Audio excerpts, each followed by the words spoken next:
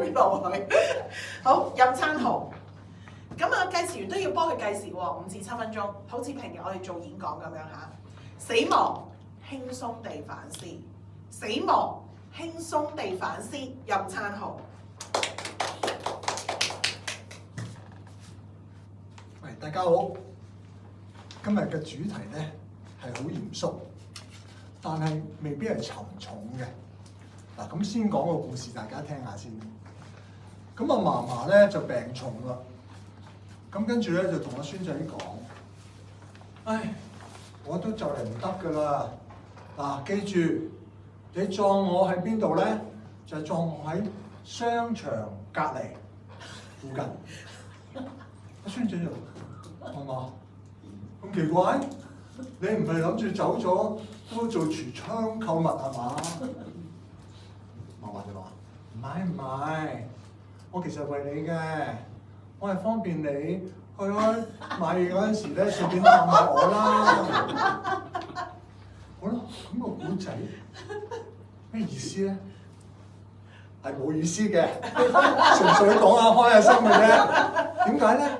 因為死亡實在太沉重啦，有陣時可以變成有趣嘅事嘅。好啦，咁言歸正經㗎啦，就講兩個角度去睇死亡。第一個角度就係文化。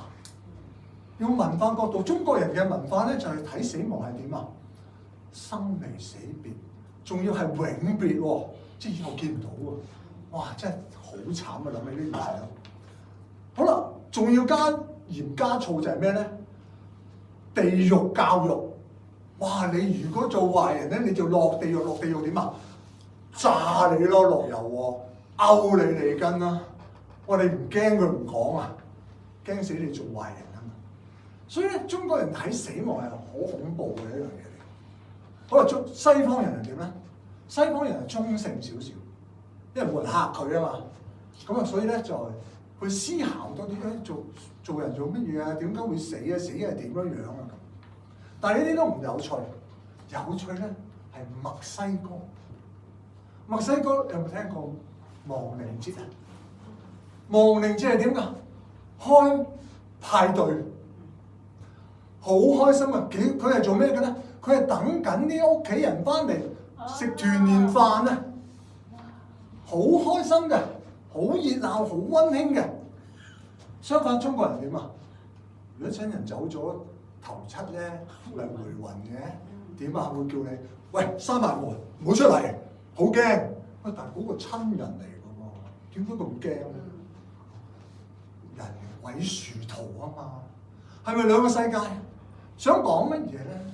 講原來文化影響緊我哋對於死亡呢個咁嘅概念咧，好深、好大，係嘛？第二個角度，心理角度，少少強項。第一個死亡，我哋好驚嘅咩原因？通常係驚唔知點啊，死咗，好似入咗個黑房。黑房裏邊可以有老鼠、曱甴、污糟邋遢，係應該驚嘅，因為都唔知啊嘛。但係又諗深一層，喂，你睇場戲，如果試下邊個同你講劇透啊，你係咪想揼佢啊？喂，擺明係唔會知㗎啦，唔會知係咩咧？唔會知正常反應係好奇心啦，甚至乎有啲興奮喎，哇，好想知啊！所以唔知唔應該係一個恐懼，所以換句話説，係我哋嘅心理投射，唔係真係死亡咁恐怖。好啦，第二個死亡我哋驚乜嘢咧？驚就係虛無。虛無係點啊？哇！熄咗眼燈，乜都冇咯喎，連自己都冇埋喎，哇！真係好空虛喎，嗰種感覺。好唔落實，好不安嘅心。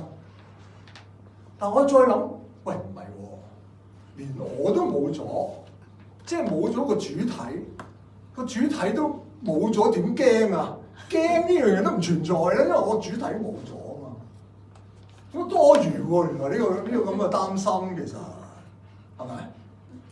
第第三個驚死嘅原因咧，我諗就最實際，就係唔捨得。哇！人生多姿多彩，哇咁好玩，有咁多親人錫我，我要走喎，好唔捨得喎。但係問下自己，其實呢個世界上邊最唔怕死、最唔貪心，喺邊度會揾到呢啲種人咧？我第一個諗，會唔會係消防局嗰啲好勇敢嘅消防員咧？其實喺邊度？就喺路人院同埋醫院，你會揾到一啲唔怕死同埋唔貪心嘅人，唔貪生嘅人。因為佢哋好痛苦，喺病榻上面嘅煎熬，佢想快啲走添。